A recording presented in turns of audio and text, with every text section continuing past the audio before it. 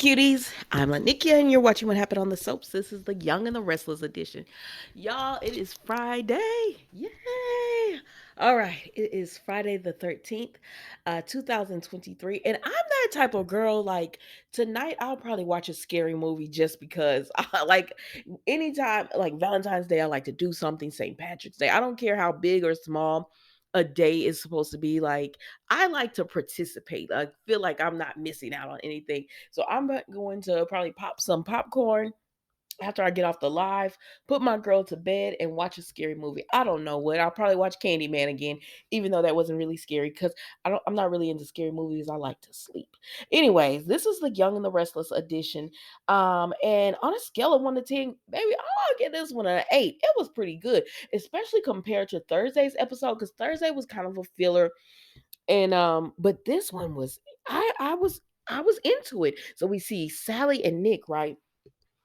Sally and Nick are enjoying themselves at society, and and he's like, let's have a drink, and she's making up excuses. You know what? I have that meeting with Jill tomorrow. I want to be fresh. I want my mind to be clear. So he buys it, and he's like, okay. Then Adam comes in. Adam stops. He stares at him. I said, Adam, just go sit down.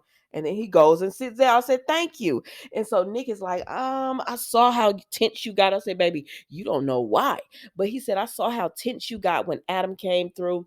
So let's just go ahead and leave. And she said, no, we can't run every time Adam comes. We'll be running all the time. And so she said, let's just enjoy our dinner. And so they went about there enjoying their dinner. And then, she and Nick are talking, and he's just telling her that he thinks she's intelligent, she's smart, because she asked him any ideas on how she could deal with Jill. He said, just be yourself. You're intelligent, you're smart, and I think highly of you and your work ethic and everything. And then Sally was like, you know what? You untalked it right. So let's go on back to my place. I want to be some alone time. And so, because she and Adam was staring at each other anyways, but hers was more out of Adam, he's still in love with Sally, but Sally's is more out of, that could be the father of my child. Oh my gosh, what have I done? you know? And anyways, so they go back to her place, and she's kissing up on Nick, but his back is to he is facing the door, her back is to the door, so she's able to look, and she sees those darn prenatal vitamins that Chloe left. And I agree, Chloe, mind your business. They need to give Chloe a storyline, because you were out of line. Like, I'm with y'all in these comments. You can't be my friend and then do some shady stuff like that. We are not friends. But anyway, so she tells Nick, oh, I want to take a shower. Go ahead and start. And so he goes and taking it so she could cover them vitamins up, child. So then we go over here, and Audra is at her hotel room. I said, please get these. Like, why can't y'all give them apartments or condos or townhomes like y'all did Devon and what's her name? Devon and Nate and Elaine. Like, do them like that. I mean, something. Have them stay in a family home or something. But I get why Audra would stay in a hotel. That makes more sense than having like Sally, who's been there forever. Why is this girl still in a hotel?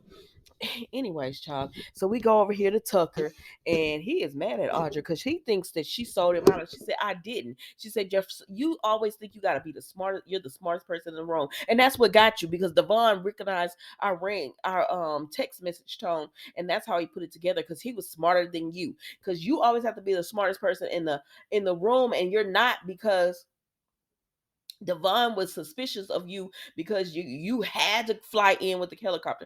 I said, Tucker, you was doing the most. And I like me some Tucker, but I said you were doing the most. All you had to do was come into town. Just come into town, but you had to make an interest. I am here. Bow down to me. That was you. That was you, Tucker.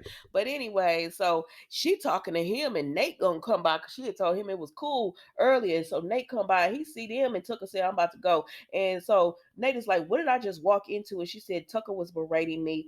And he said, how do you know Tucker? I wasn't aware that you knew Devon's dad. And so she gave it on up and told him everything. And he said, wait a minute, so you mean to tell me when I was trying to take the company, you were too? And he said, so I now that I think about it, it was weird that you didn't even flinch. He said, but you were just so relieved it was me and not you. And He said, and you didn't think I should have this information, because she tells him she they quietly let her resign at Chancellor Winters, because they didn't want any more bad publicity. And so she said, yes, yes, I did all that, and we, they quietly let me turn in my resignation, and I felt, and so I wanted to start over, and I just wanted a chance. And she saying all the right things that Nate need to hear, because he felt in that position too. He said, "But girl, you got me looking stupid." But he tells her, "I understand where you coming from, so I'm still not gonna give up. Take back offering you the position of my COO." I said, "Baby, y'all gonna regret this." Victoria got two snakes working on her Newman Media team, like she really does. Nate and Audra, and that's why he can understand her. You both snakes. But anyways, that is what it is. I said, "Ooh." They understand each other business. They understand you could do a little wrong. All right, Elena, you gonna lose your man. I know I say that all the time, but she is. So then we go over here with Kyle and Diane, right? And they're talking about Jack is on the mission, and they say we haven't heard from him, but I'm sure he's almost in Chicago by now. And he gonna tell her, I am so disappointed. I'm so disappointed, in all this happening. But he tells her, it almost seems like you're getting an adrenaline rush from this. And she said, no, no, no. I said, I mean, Diane is used to doing this. And I don't knock her for that, because some people, like, this kind of stuff excites them.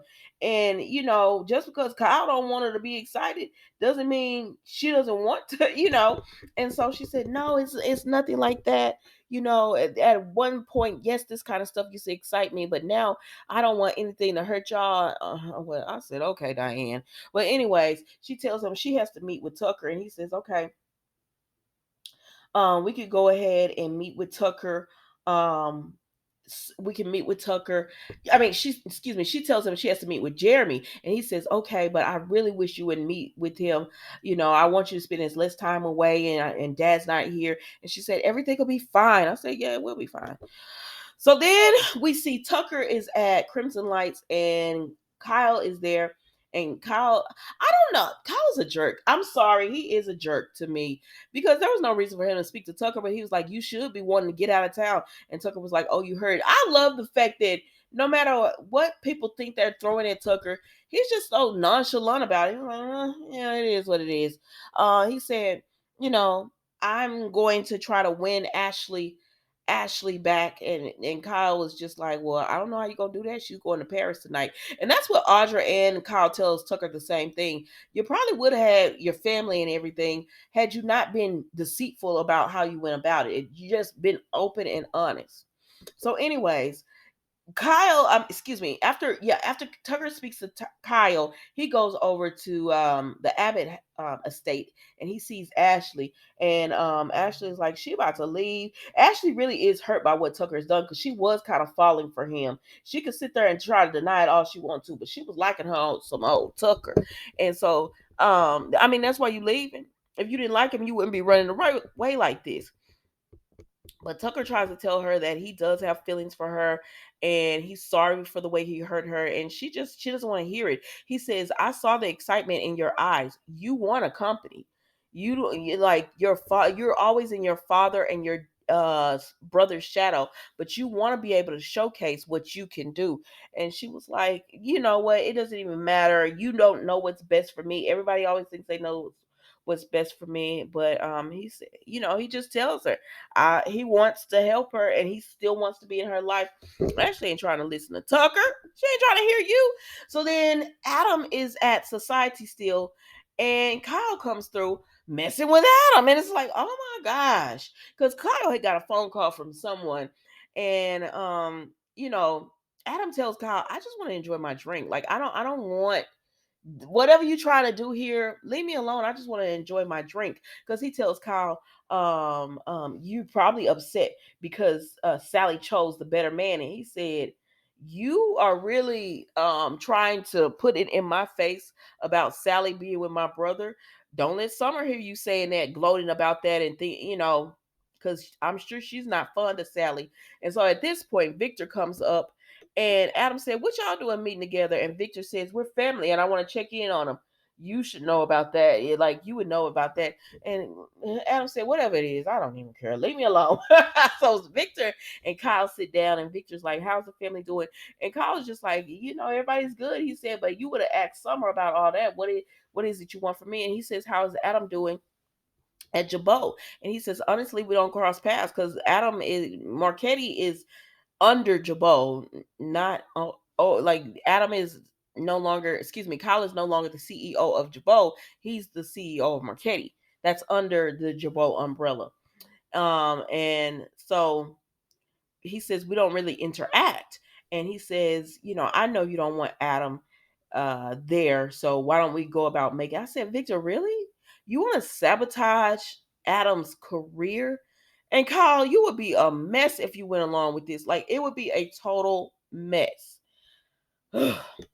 So then Jeremy and Diane meet, right? And she's telling him about because he's like, "Who are you? How are you stealing in?" And she says, "Yeah, you don't want to know all that." And he said, "Yeah, yeah, I do." And so she tells him, "I'm stealing from Nikki Newman, all the things she's done to me." He said, "Oh, she tried to take your son and your grandson, and now you're gonna take her precious jewels." And she's like, "Exactly." And like she cozying up to Jeremy so that he could believe her act. I don't know if it's an act or not, but we're gonna go. But because I have no proof that it's not, yeah, she's cozying up to Jeremy in this act and everything.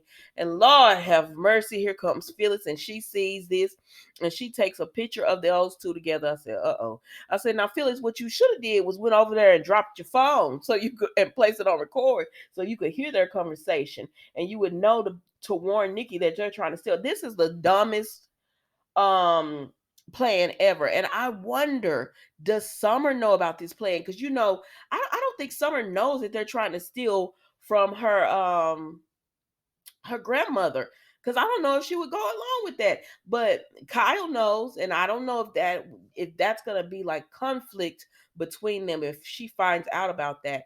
I don't know, child. Let's move on.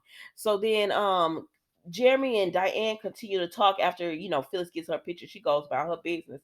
So they continue to talk, and he says, he just want how is she going to steal it? And she says, "You don't have to worry about that. I know all the players. I was married to Victor Newman several times, so I got this." Because he wanted to know the exact details, but she can't give it to them that because she ain't really stealing it. Jackie is. So then we see Nikki and Phyllis, and they meet up. Oh my gosh, Nikki looks so pretty. They meet up, and she tells her about seeing Jack. And Nikki says, "I'm not surprised that Jack and Diane are kissing. She's been putting him under her spell." And then she said, "But look at this." And Phyllis shows her the pictures of Diane with Jeremy Starks, and she says, "Look at them all cozy." And Nikki's like, "Oh my gosh, I can't believe this." And then Phyllis was like, "So what are we gonna do to get him out of town? I know Ashley is leaving." I said, "Phyllis, what?" Now, Phyllis, you know you my girl, and I'll be defending you. But let it go. Let it go. Let it go. You and Summer are not on the best of terms. Y'all trying to work it out. Why? Why can't you let this go? Every time you say you will, you don't. Let this go. Diana's gonna bury her own self. You don't have to help. Let her make her own mistakes. Let the egg be on all their faces without you being the one to do it, because it always messes up. Your plans don't work. They don't work, ma'am. So let it go. But y'all, that was The Young and the Restless, and I'm looking forward to next week because I got to see what Devon is talking about. How did the separation from the company go the way he wasn't expecting? And then on top of that, Kyle and Summer was having a tense moment, and Daniel walked in on that. And I just need to see what's going on. What's all gonna happen. But y'all tell me what you think. That was The Young and the Restless. And I will see you next week for all new episodes. Don't forget to like, comment, and subscribe. And again, I will be